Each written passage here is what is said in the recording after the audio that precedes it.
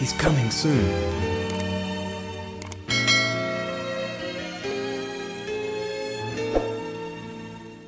Anak Nuha, kita itu ya Bapak Ibu Saudara yang dikasih oleh Bapak Yahweh, hari ini kita kembali masuki Erev Sabat. Dan saat ini saya menyampaikan daftar Elohim yang saya beri judul kali ini yaitu Hofa'ah. Nah, Hofa'ah atau kalau kita artikan, diterjemahkan adalah penampilan. Hofa'ah atau penampilan. Nah, Bapak Ibu Saudara yang dikasih oleh Bapak Yahweh, oleh sebab itu mari kita baca kitab suci kita dahulu saat ini, yaitu di dalam kitab Lukas, Injil Lukas pasal yang ke-7. Injil Lukas pasal 7 ayatnya yang ke-36 sampai 39. Injil Lukas pasal yang ke-7 ayatnya 36 sampai 39. Demikian daftar Elohim. Dan seorang dari antara orang Farisi atau Perusi meminta dia supaya dia datang makan bersamanya. Dan setelah masuk ke dalam rumah orang Perusi itu, dia duduk makan. Dan tampaklah seorang wanita di kota itu, ia adalah orang berdosa. Ketika mengetahui bahwa dia sedang duduk makan di rumah orang Farisi itu, dengan membawa puli-puli pualam berisi minyak wangi, dan seraya berdiri di sisi kedua kakinya sambil menangis ke belakangnya. Dan dia mulai membasahi kedua kakinya dengan air mata, dan dengan rambut kepalanya dia menyeka dan menciumi kedua kakinya serta mengurapinya dengan minyak wangi itu. Dan ketika melihatnya, orang Farisi itu yang mengundang dia berkata dalam dirinya sambil mengatakan, jika dia itu seorang nabi, seharusnya dia tahu siapa dan macam apa wanita yang menjamahnya, karena dia adalah seorang berdosa. Amin. Nah, Bapak Ibu Saudara yang dikasihi oleh Tuhan, kita sudah membaca sebuah kisah di mana waktu itu Yesua diundang oleh orang Perusi atau Perusim atau Farisi. Dan saat Yesua diundang oleh orang Farisi, begitu juga di situ ada orang berdosa, saudara, yaitu orang berdosa. Nah, oleh sebab itu Hofa'ah atau penampilan, saudara, itu kita akan lihat penampilan itu menentukan apa tidak. Nah, perhatikan, yang pertama adalah orang Farisi, saudara. Orang Farisi, satu yang kita dapat dari orang Farisi adalah orang Farisi yang mengundang Yesua. Sekali lagi ayatnya di sini katakan, dan seseorang dari antara orang Farisi meminta dia supaya dia makan bersamanya. Jadi yang mengundang Yesua adalah orang Farisi, saudara. Yang kedua, orang Farisi yang menjamu Yesua bukan hanya mengundang untuk ke rumahnya, tetapi juga menjamu. Jadi saudara yang dikasih, bukan hanya mengundang atau mampir, saudara, tetapi juga menjamu. Dan dikatakan di sini, dan setelah masuk ke dalam rumah orang Farisi itu, dia duduk makan. Artinya ada jamuan makan. Selain orang Farisi itu mengundang, dia menjamu pula makan. Yang ketiga, orang Farisi yang mencela Yesua. Artinya dia yang mengundang, dia yang menjamu, tetapi dia yang mencela, saudara. Perhatikan ayat yang ke-39. Jika dia itu seorang nabi, seharusnya dia tahu siapa dan macam apa wanita yang menjamahnya, karena dia seorang berdosa, saudara. Jadi seakan-akan orang Farisi berkata kalau dia itu nabi, Yesua itu nabi, harusnya nggak boleh bergaul dengan orang berdosa. Itulah seperti itu. Yang keempat, orang Farisi menilai orang lain itu dari luar. Perhatikan, yaitu dari luarnya. Bagaimana pekerjaannya dia, kehidupannya dia, dan sebagainya. Jadi fisik dan pekerjaannya. Inilah ciri-ciri orang Farisi yang kita baca ini.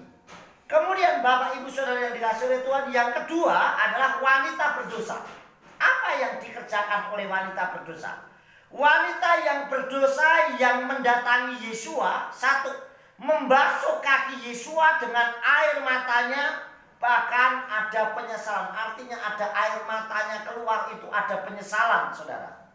Jadi saudara yang dikasihi oleh Tuhan, justru yang mengundang yaitu orang Farisi yang jelas kelihatan ketaatannya, saudara. Bahkan Yesua pernah menyampaikan daftar Elohimnya, dan Yesua bersabda, katakan apa, jikalau kebenaranmu tidak melebihi orang Farisi, kamu tidak layak masuk kerajaan Samayim. Bisa nggak kita itu melebihi orang Farisi yang begitu taatnya membaca Torah, begitu pakaiannya luar biasa, begitu apa yang dikerjakan tidak pernah malu dalam doanya dimanapun dia lakukan. Dia taat dalam segala hal kehidupannya. Tetapi saudara yang dikasihi oleh Bapa Yahweh, justru orang Farisi yang mengundang Yesua, yang menjamu Yesua, malah tidak mengurapi Yesua, malah tidak membasuh kaki Yesua. Perhatikan, tetapi perempuan yang berdosa itu dia membasuh kaki Yesua dengan air matanya. Artinya tandanya ada penyesalan dalam hidupnya karena dia sampai mengeluarkan air mata. Yang kedua, menyeka dengan rambutnya, artinya menunduk. Orang nyeka rambutnya nggak mungkin menengadah, saudara, pasti menunduk. Kira-kira ada nggak orang menyeka sambil menengadah? Dia nggak akan pernah lihat kakinya Yesua. Pasti dia menunduk, saudara. Nah, menunduk artinya dia merendahkan diri di hadapan Tuhan. Sedangkan rambut itu gambaran mahkota. Orang yang memiliki rambut dan mau menyeka dengan rambutnya artinya mau menanggalkan kesombongannya, menanggalkan mahkotanya, menanggalkan wibawanya, untuk dia duduk di kaki Elohim, untuk dia duduk di kaki Yesua. Bisa nggak kita datang sama Yesua tanpa kesombongan? Bisa nggak kita datang kepada Yesua dengan penyesalan, dengan penundukan diri? Bisa nggak kita datang sama Yesua dengan pertobatan yang sungguh-sungguh? Inilah perempuan yang berdosa tadi.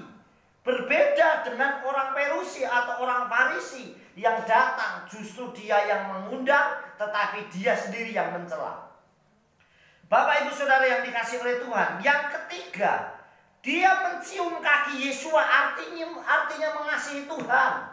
Mencium kaki Yesua. Kalau yang dicium tangan, wajar tangan. Tetapi ini mencium kaki, artinya saudara dia begitu mengasihi, benar-benar mau menundukkan diri, merendahkan dirinya di hadapan Elohim, itu luar biasa, di hadapan Tuhan itu luar biasa.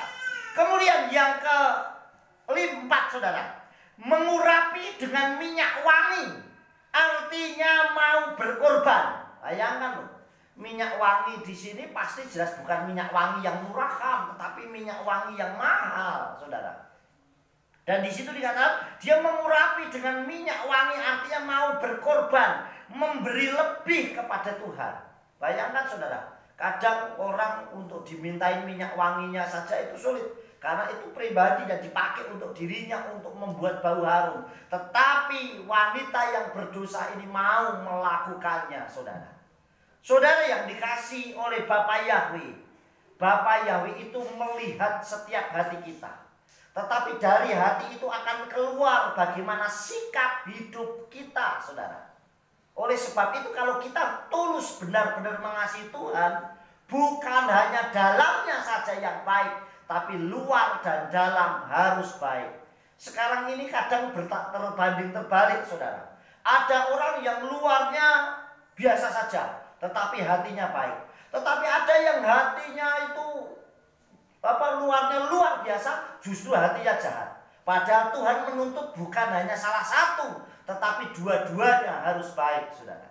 Saudara yang dikasihi oleh Bapa Yahweh, Abba Yahweh melihat hati kita. Yang pertama, saudara, Abba Yahweh memilih mengurapi. Saya beri contoh, Bapa Yahweh memilih mengurapi Daud menjadi Israel karena hatinya baik, penampilannya baik. Buktinya kita buktikan, saudara yang dikasihi oleh Tuhan. Waktu Daud dipilih, saudara, dan berkatalah Yahweh kepada Samuel, jangan memandang penampilannya, dan kepada tinggi perawakannya, karena aku menolaknya. Sebab manusia tidak melihat apa yang dia lihat, sebab manusia memandang penampilan lahiriah, tetapi Yahweh memandang hati. Tetapi benar nggak? Oh, Yahweh hanya melihat nih hatinya David. Tidak, saudara yang dikasih oleh Tuhan. Kalau orang selalu melihat dari sisi yang dikatakan ayat ini, jangan melihat, dikatakan jangan melihat penampilannya kepada tinggi perawakannya. Artinya hanya gagahnya saja, saudara.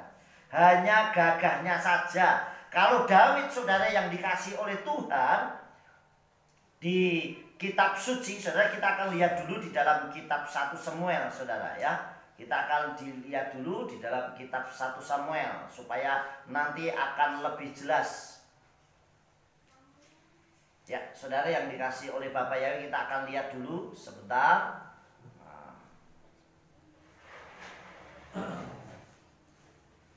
Saya bukakan dulu.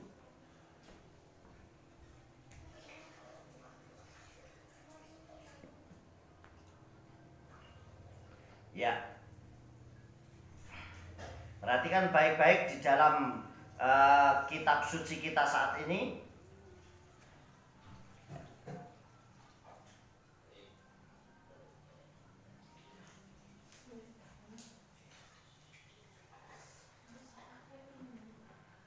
Ya, saya bukakan dulu, saudara yang dikasih oleh Bapak Yahweh, supaya ini bacaannya tepat. Ya. Di dalam kitab 1 Samuel pasal yang ke-16. Ayatnya yang ke-12, perhatikan baik-baik. Kemudian Isai mengutus orang dan membawa David masuk. Dan dia tampak kemerah-merahan dengan mata yang indah dan wajah yang tampan. Jadi ternyata, saudara, Tuhan bukan hanya dikatakan sekalipun ayat yang awal itu dikatakan ayat yang sebelumnya, lalu dikatakan pada ayat yang perhatikan ayat yang ke-7, dan berkatalah Yahweh kepada Samuel, jangan memandang penampilannya atau kepada tinggi perawakannya, itu gagah perkasanya. Itu bukan berarti bahwa Tuhan tidak suka dengan orang yang gagah, orang yang itu. Buktinya apa, saudara? Buktinya David itu tampan. Ya, saudara. Kemudian Isai mengutus orang dan membawa David masuk. Dia itu tampak kemerah-merahan. Mungkin kalau bagi saya tak terjemahkan orangnya imut. Seperti itulah. Orangnya imut, saudara. Terus dengan mata yang indah. Artinya matanya jernih, tajam, dan benar-benar luar biasa. Dan wajahnya tampan. Membuktikan bahwa Tuhan juga melihat bahwa penampilan itu baik. Oleh sebab itu Tuhan mengajar kita baik itu bukan hanya dalamnya, tetapi luar dan dalam harus baik. Amin. Jadi jangan kelihatan kalau luarnya, wah orang ini baik, hatinya juga harus baik. Sebaliknya, kalau hati kita baik, penampilan kita juga harus baik, supaya orang tidak bisa mencari celah untuk menghakimi kita, saudara. Nah, inilah yang terjadi, Bapak Ibu Saudara yang dikasih oleh Bapak Yahweh. Jadi, saudara, saya beri contoh bagaimana Bapak Yahweh melihat hati kita. Hati yang luar dalamnya memang baik. Penampilan kita baik harus luar dan dalam. Yang kedua, Adonai Yeshua datang untuk mencari yang hilang dan berdosa. Jadi kalau orang Farisi, kenapa di sini? Jika dia seorang nabi, seharusnya dia tahu siapa dan macam apa wanita yang dia menjamahnya. Dan karena dia adalah seorang berdosa. Tetapi Yeshua diutus bukan untuk orang yang baik saja, saudara, tetapi mencari orang yang berdosa. Dan setelah mendengar hal itu, Yeshua berkata kepada mereka, mereka yang sehat tidak mempunyai kebutuhan untuk tabib, melainkan mereka yang menderita sakit. Aku datang tidak untuk memanggil yang benar, melainkan berdosa untuk bertobat. Kalau sudah benar, ya ngapain? Wong dia sudah benar hidupnya, luar dalamnya sudah baik. Justru yang dibenahi Yeshua itu adalah yang rusak-rusak. Makanya gereja itu bengkel. Ibaratnya orang-orang apapun, banyak modelnya, macamnya di dalamnya. Untuk apa? Membenahi supaya orang jahat menjadi orang baik, menjadi orang berdosa, menjadi orang yang bertobat, untuk menggembleng di situ, saudara. Oleh sebab itu sikap kita, yaitu untuk Hova, untuk penampilan kita ini yang harus kita lakukan. Hova kita, penampilan kita dalam mengiring Yeshua Masya, mengiring Bapa Yahweh bersama Yeshua. Yang pertama, setialah datang kepada Aba Yahweh Elohim bersama Yeshua Masya. Jadi seperti wanita atau perempuan berdosa ini, dia setia datang. Padahal mungkin dia tahu, wah kalau aku ke tempat orang Farisi dia jijik melihat saya, mungkin dia anti melihat saya. Tetapi karena saya mau datang sama Yeshua, saya mau menyembah dia, dia tidak memusingkan itu. Mungkin akan dicaci, mungkin akan dihakimi, tetapi karena cintanya sama Tuhan, dia mau datang. Oleh sebab itu, setialah dalam mengiring Bapa Yahweh. Mungkin saudara dihakimi, mungkin saudara dicela orang, mungkin saudara juga dianggap sesat oleh orang lain. Tetapi sekali lagi, setialah menyembah Aba Yahweh Elohim bersama Yeshua Masya. Yang kedua, merendahkan hati dan diri kita di hadapan Elohim. Tidak sombong seperti perempuan berdosa tadi. Dia merendahkan, dia mau sujud di kaki Yeshua. Bahkan dia mau mengurapi dengan minyak yang wangi. Dia mau membasuh kaki Yeshua dengan rambutnya. Kalau dengan rambutnya pasti dia menunduk, nggak mungkin menengadah. Dan nggak ada orang menyeka rambut sambil menengadah. Pasti dia menunduk dan sambil melihat. Bahkan dikatakan dia menangis. Artinya penyesalan akan dosa itu sangat penting, saudara. Jangan sombong saat kita datang, sikap kita. Yang ketiga, berani berkorban, memberi lebih untuk pekerjaan Elohim. Artinya berani berkorban. Minyak yang wangi tadi, yang mahal, dia korbankan. Artinya kalau sama Tuhan melayani Elohim, jangan pernah hitung-hitungan. Karena pasti Tuhan akan mengembalikan jauh melebihi apa yang kita pikirkan, saudara. Jadi sekali lagi saudara, mari kita belajar penampilan kita buat baik, bukan hanya dalamnya, tetapi dalam dan luarnya sama-sama baik. Amin. Jadi dalamnya hatinya sudah baik, penampilan luarnya pun juga baik. Karena membuktikan bahwa luar itu prakteknya dari dalam. Saya hatinya baik, begitu melihat orang penuh belas kasihan, itu prakteknya sudah. Tapi hatinya didasari dalam hal yang baik. Oleh sebab itu mari sekali lagi Bapak Ibu saya dikasih oleh Bapa Yahweh, berpenampilanlah yang baik dalam mengiring Bapa Yahweh Elohim bersama Yeshua Masya. Jangan baik di luarnya, dalamnya tidak. Jangan hanya dalamnya, luarnya tidak. Tetapi luar dan dalam tetap baik. Sukses besar buat kita semua bersama dengan Aba Yahweh Elohim bersama Yeshua Masya. Salam Kopeng, Komando Penginjilan Bapa Yahweh memberkati. Amin. Ya, kita akan ke